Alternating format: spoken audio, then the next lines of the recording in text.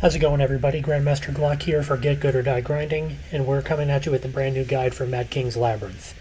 This guide is going to be predominantly aimed towards people who want to command these sessions, and it is, however, still going to be useful for your average player who just wants to run around and collect some loot and maybe level some new characters. But brand new commanders with shiny new commander tags, take note, this guide is really aimed towards you.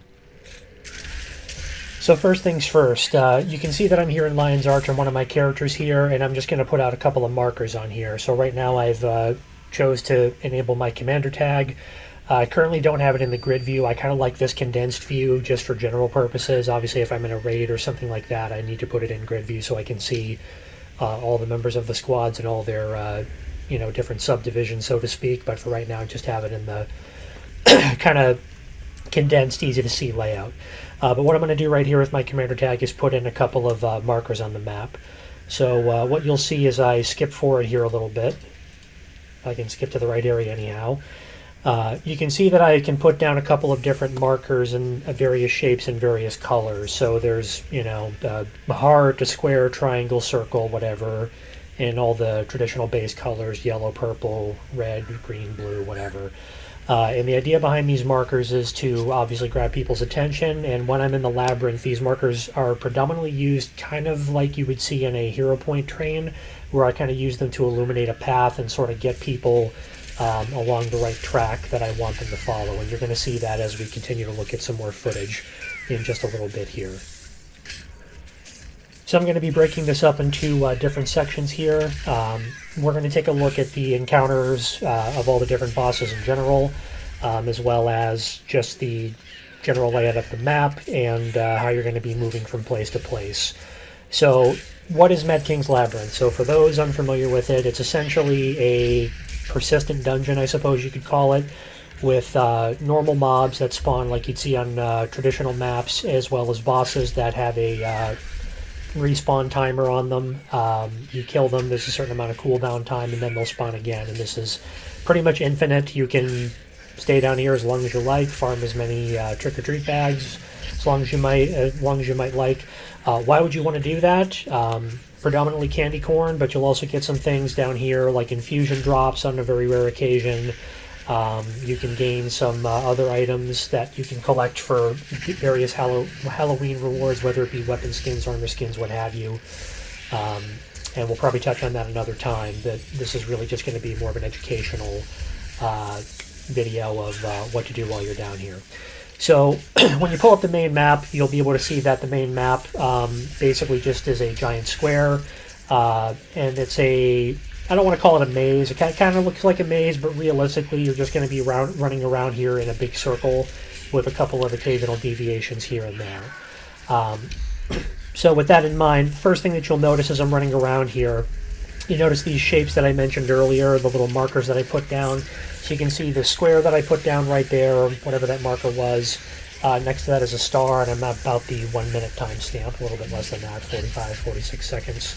What I'm doing as I'm running, I'm tagging all the mobs that I possibly can to get the trick-or-treat bags off of them. The more you kill, the more rewards you're going to get. But I'm trying to guide all these players the way that I want them to go, even if I have to stop to do a pumpkin carving, if I have to stop to farm some candy corn or whatever else it is I may need to do. If I get rooted by a monster and I'm unable to break the root or stun or whatever it is that happens to me and people get ahead of me, I can kind of lead them with these little shapes that I'm placing on the mini-map. And with these shapes you can hover your cursor over the mini-map and place them, or you can look out kind of in front of your character, put your cursor about where you want to put the marker, and just put the marker down dead in front of you. And there's a whole bunch of markers you can put down, but I try to keep everything kind of concise, consolidated, and I usually just use 1, 2, 3, 4, 5, 1, 2, 3, 4, 5, 1, 2, 3, 4, 5 in a row, kind of like that, one after the other, until we finally reach our destination. Once we reach the desired door, like this green one right here at the, looks like the minute and 57 second mark of my video here, once we reach this door right here, what I do is I erase all the markers that led up to it, and I will just place a solitary marker. And this is to kind of clue in any new players that are just loading into the instance of where we currently are. Sometimes the Zerg ball is not obvious to them, especially if they're not in the squad. They may not understand what's going on because not everybody's in their party, not everybody's in their squad. They might have their own party. Who knows? And I try to be as fair as I can to all the new players that come in here. Although I like people to be in my squad and like to have people I'm familiar with, there's a lot of randoms that are going to come down here. And ideally, this is a team effort, so we want to be all for one for all, and try to, best as we can, bear everybody's experience down here in mind. So when I run this, I do try to take into consideration the idea that some people may not have the same pace as I do, so I'll wait a little bit before opening the doors on some occasions. So we're going to come up to one of the first bosses here. This is the Harrower Veltan, I think her name is pronounced. Every boss down here has some mechanics. You can see her basic major mechanic right there is that she has a teleport, which leaves a good amount of burning damage in her wake. It is possible to stun her. It is possible to load her up with all kinds of different conditions. You can DPS her as normal. It's not really that complicated of an encounter. You really just need to avoid standing in her fire. Fire bad, as we all know. So stay out of that, and if you're going to melee her, I mean, your build is whatever it is you're bringing down here, you're going to have to deal with the consequences. So if you're dealing with a melee character, in this case, you are going to have to deal with getting reasonably hard hits done to you. Not a big deal. Again, there's a lot of manpower down here. If you wind up getting downed or dead, people will pick you up. If you're dead, you can actually go to one of two different waypoints you can collect here, and it's not a huge deal to get back down here. Even though this map came out long before mounts existed, thankfully this map does support all mounts. You can use your Warclaw down here, you can use your Raptor, you can use your Skyscale, your Griffin, whatever. You can glide, all kinds of stuff you can do to travel around here, so it's not that big of a deal if you end up getting downed. And if you have a level 80 character, especially with reasonable gear, it's not the end of the world. If you have to run through some mobs on foot either, you're not going to necessarily die just because that happens. So, as you can see, I'm actually running a healer in this scenario. I like bringing a healer down here. It's, I think, an underappreciated thing to do, just because some of these bosses do hit really, really hard, especially the Labyrinthian horror, but you'll see that particular boss a little bit later. You can also see the other mechanic she's doing right here. She's opening up a little circle, kind of puts up an invisible wall that you can't escape from a few seconds. She'll do some hard hits into you. Again, not the end of the world if you have a reasonable build.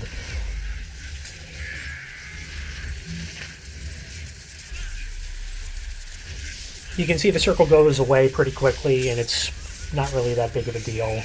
Again, if you're appropriate level, appropriate armor, appropriate weapons, whatever, this encounter's fine. Far from the hardest one that you're going to deal with, but she does hurt, so just make sure you're paying kind of half attention at least while you're down here. You don't have to try your very hardest, but some of the bosses here can F you up, so just keep that in mind while you're fighting. If you're a healer, you have every ability in the world to go ahead and stand back and just lob stuff from long distance and use some AoE heals like the Bow of Truth that I just put down here. And looks like that boss is now dead, so we're going to go move on to some other stuff. So from where I'm sitting right now, I can actually see the next purple door on the mini-map, and it looks like I actually marked these little squares, hearts, whatever, these various shapes in advance of the boss being killed, just to kind of lay out in my own head at least where we're going to go next. So you can see after the heart and the square, I have the star, the little arrow, and that's the final marker that I'm going to end up leaving alone, right where the next boss is.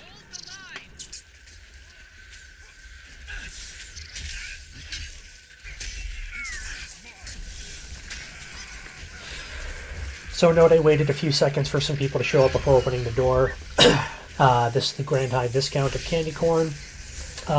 This boss hits pretty hard. He's kind of annoying, so this particular one has kind of an area of effect. How do I describe this? It's almost like a bullseye, or maybe like the rings around a dartboard. You can kind of see there, you can see that mechanic right there. It'll knock you on your butt and do a decent bit of damage to you if you're not careful, so you do have to be wary of that. He also does normal strikes that are pretty damaging, and unfortunately this is an area where I find the Labyrinthian horror does pop up, which is another legendary you have to worry about down here. He does pop up and that can complicate the fight a little bit. You also have a green door that spawns directly next to this purple one, which has a bunch of lesser mobs, and that is something you need to be wary of. I don't know about concern. I don't know if concerned is the right word, but you need to be aware that it can be there. Ideally, if you're going to be down here commanding, it's good to establish to everybody that's running around with you in the Zerg that the commander is going to be the one that opens the doors. And it's really important that you're the one who opens the doors, because you're dictating which direction the Zerg is going to run, which for me is either clockwise or counterclockwise. You're going to be the one dictating what doors are open, because there are some groups out there that just strictly open the green doors just for the purpose of farming the trick-or-treat bags quicker. People may not care about the legendary bosses down here, and that's fine. The kind of group that you run is up to you, but it is something to bear in mind. And unfortunately, if you have other people on the map here opening doors at random, it's actually going to end up screwing up the order in which they respawn. So what you'll find is that if you're running your Zerg, but then a couple of inconsiderate people just go on the other side of the map and open the green doors at random, now all of a sudden the cooldown time is screwed up, and you'll find that your group is all of a sudden without something to do. You're going to be standing around doing nothing. So with that purple door down, you can see we're moving through the map here, going to the next available door, which is a green door. I don't know if we've touched one of those yet in this video, so you'll have the opportunity to see that while we're here. So the green doors, like I mentioned, those are more for farming the trick-or-treat bags quicker, because they just spawn a bunch of normal mobs, kind of like the ones we're fighting now.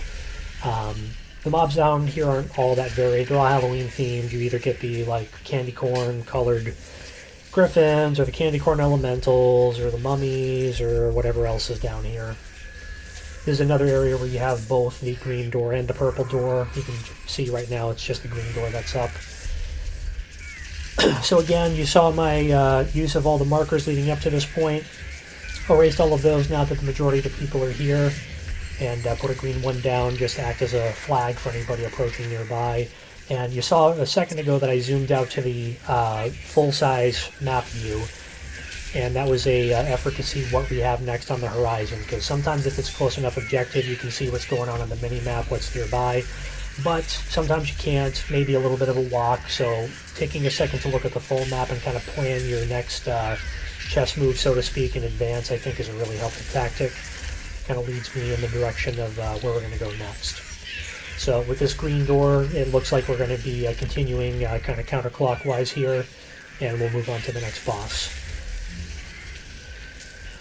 So with that door down, oh, look at this, Labyrinthian Horror, which everybody affectionately knows down here as Steve, just popped out of the wall, and we're going to take an opportunity to fight him.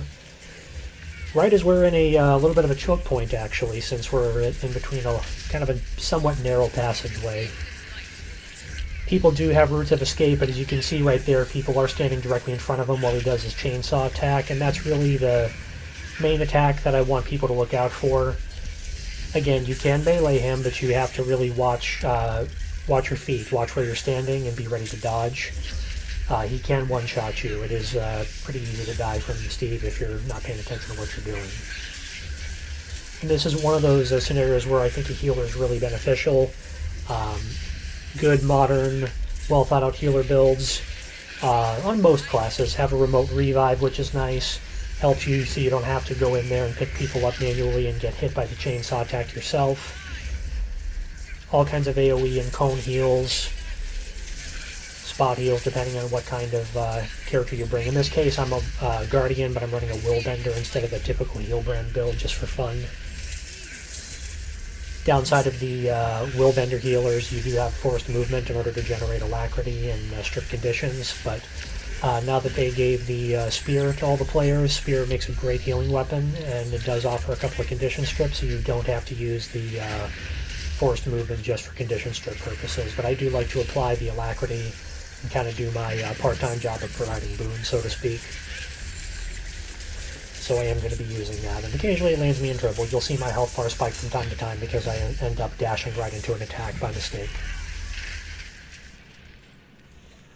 But no major casualties there, so that's perfect. So now that Labyrinthian Horror is down, we're going to move on to the next boss, right after this green door. and this is going to be known as the Skeletel Lich. So the main gimmick with the Skeletel Lich is he does have a couple of AoE type of blast wave attacks that shoot out. One of them is a knockdown, the other one does some condition damage. He does hurt if you stand directly in front of him. It's not the end of the world. You can heal right through it if you're a healer. You can see these little circles spawn under your feet as well. That'll do some damage. You also saw that I just blocked an attack just by having Aegis on, so you can mitigate some of these things if you are a type of class that can self-boon yourself, buff yourself, whatever you want to call it, just by adding in some Aegis protection, whatever. You can counter the damage here reasonably easy. It obviously becomes a little bit more of a chore if you're a lower level character. But despite the hazards, this is a really good place to level tunes if you don't want to do the story, or if you don't want to use Tomes of Knowledge, whatever. This is a good way of power leveling, and you can earn some loot at the same time. We did have a guild member once, I think it was probably a couple years ago by now, but I watched him do 1 through 80 just in lab for his first character. Not a recommendation for your first tune, but hey, you know what, you do you. That's what he wanted to do, and he had a good time doing it, so I'm not going to tell him not to.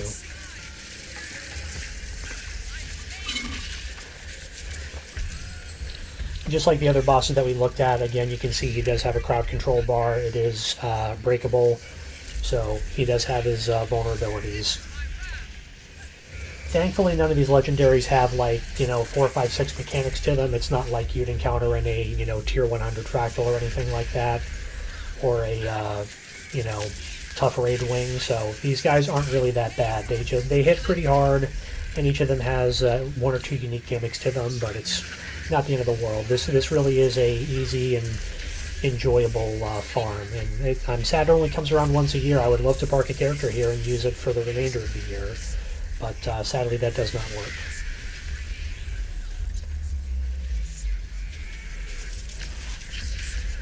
Again, you can see that blast wave. It's pretty easy enough just to either jump over it or dodge through it. Don't forget to loot that chest if you haven't. Sometimes I notice my auto loot does not get absolutely everything, so it's good to inspect those. I find myself looting those chests manually. So I'm still moving on, going to green door after green door.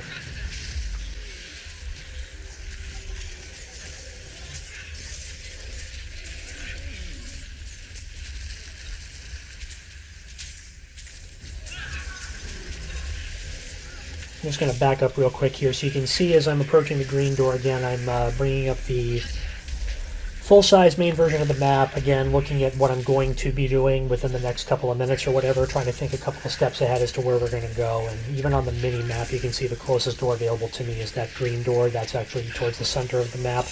So this is one of those circumstances where, because we've hit everything that there is to hit on the outer ring where we run clockwise or counterclockwise, this is when I kind of duck into the middle portion of the map and go for the solitary green door that's in there. And besides the green door, it's also a good opportunity for commanders to go in there, drop down some banners, drop down some food, drop down a banquet table, whatever it is you might want to do. Take a minute to sell, take a minute to clear your inventory, do some inventory shuffle, whatever it is you have to do to prepare yourself for the next run. And it's a good, plausible excuse to stop the Zerg for a little bit and take a little bit of a break, because although this is kind of a activity you can do on autopilot, so to speak, it does get fatiguing after a while. I can normally only deal with this for 2-3 hours at a time. 3's, at least nowadays, is starting to push it. So we're getting rid of all the mobs, but at the 21-26 minute mark you can see I'm now dropping down a banquet table, I'm dropping down a hero's banner, thesis, food, all that stuff that people might want to hit. So for the prospective commanders out there watching this video, not only is this helpful to everybody in the party, the squad that you have going, it's also going to be helpful for you, not only for the buffs that you get, but also it's going to be beneficial for you as a commander and somebody who wants to further the interest of whatever guild you're in, be it ours or somebody else's. It's a great opportunity to advertise yourself. Think of this as public relations. You're putting down a massive amount of stuff for everybody in the squad, so everybody's aware that you have a real benefit to being in the guild. You have any kind of buff they could possibly hope for. In our case, we're guild level 69, we're at the cap. So we have pretty much everything anybody could want. I offer them utility buffs, food buffs, and banners. And this is all going to be helpful to increasing your magic find, increasing experience gained, pretty much anything that you could want. And with the buffs dropped, you can see we're off to the races yet again. So this is really the last boss that I needed to cover in this video. So this is the Hollowed Gourdbinder, excuse me, gotta get that pronunciation right, Hollowed Gourdbinder. So Hollowed Gourdbinder is a char, I guess you could call him a mage, shaman, whatever. He's pretty tough to kill, good size health bar, he does some really nasty AoE attacks, it'll do knockdowns, it'll do some good damage. Meleeing him can be difficult. He does have a whirl attack that sends out a lot of exploding pumpkins, something to be wary of. Again, once you get yourself familiar with the fight, it's really not that bad at all. Range damage is going to be preferable if you are looking to avoid getting hurt, or healing for that matter. If you are set on going straight up melee DPS with him, not the end of the world, you just have to learn when to dodge, and with certain attacks that he does, you can actually just kind of walk around in a circle and just avoid the pumpkins that way by being either in front of the circle or behind the circle. Or you can do what's being done on screen here and just let everybody in front of you take the hits, and then heal them after the fact. This particular video, I actually had a pretty reasonably good squad. We actually did some decent damage to this guy's health bar in a pretty timely fashion. These encounters can take a while. Again, you can see that whirl attack that he's doing, so since you can kind of telegraph where the pumpkins are going to go, you can then kind of plan a route around those pumpkins, so you don't even have to worry about getting hit by them at all. Again, he is susceptible to bar breaks, so you can treat him like most other enemies, break his bar, and it does give you a little bit of reprieve.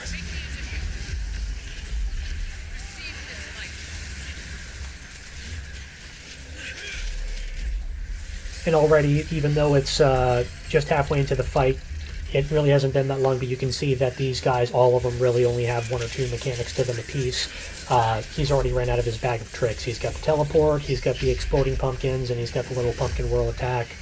That's really all he's got going for him. Other than that, all you're doing is just chipping away at his health bar like anybody else. He's a little bit intimidating at first, but once you get the hang of it, it's not so bad. And if you have somebody down here doing a support role, kind of like I'm doing with my character, that makes things even easier because you can pick people up without having to put others at risk. And you can heal their little health bars, so that way they don't have to run away from the fight. And that's pretty much all there is to Lab, honestly. It looks like Steve is popping himself out of the wall again. Labyrinthian horror once more, and in the exact same area, no less, so we caught him right at his same spawn area. Once again in a choke point, so it does present its own set of dangers when you don't have as much room to run away. His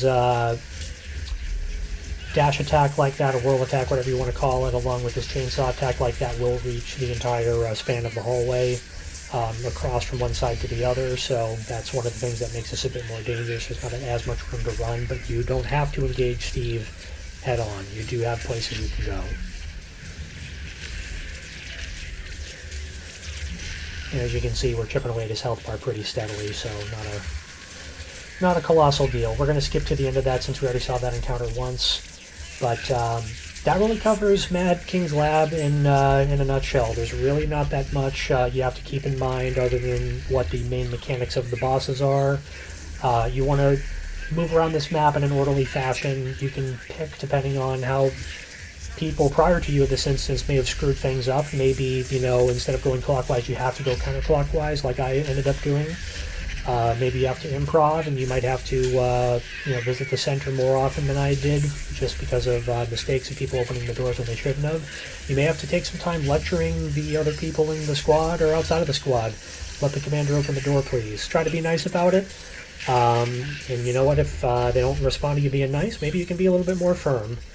Never want to tell you to be rude to other players, but the fact of the matter is when you're dealing with an MMO game like this, the game isn't all about the individual. You have a squad of, in this case, 26 people, plus some other stragglers around the map, so good 30, 35 people down here want to use this map as well, not just you. So it's good to be considerate. And at least, thankfully, with how old Mad King's Lab is, people down here are usually pretty disciplined. They have good manners, and they know what to do when they're down here. There's not a whole lot of teaching that really needs to happen. So with that in mind, that's pretty much the end of the video, guys. So I'm going to wrap it up there. So with that knowledge, you have Mad King's Lab pathing down of which direction you're going to take, counterclockwise or clockwise, the little middle area, and what I use it for, using the commander tag and the markers on the map to kind of direct people the way that you need them to go. You have all the bosses and the mechanics, you have the green doors, and then you have our special guest Steve, aka Labyrinthian Horror. So that's pretty much it. So fear not. Take your commander tag, put it on with pride, and run around. Even if you make some mistakes, which you certainly will as you're starting out, people down here are super forgiving, and they're just going to be happy that somebody's there available to lead. Because there are some scenarios where you're not going to have a leader down here, and it's chaos. Having a leader really makes a difference down here. So if you're one of those people out here watching this video with a commander tag, don't be shy about using it. Use this video as your guide. Go out and have some fun. So until next time, I'll talk to you guys later.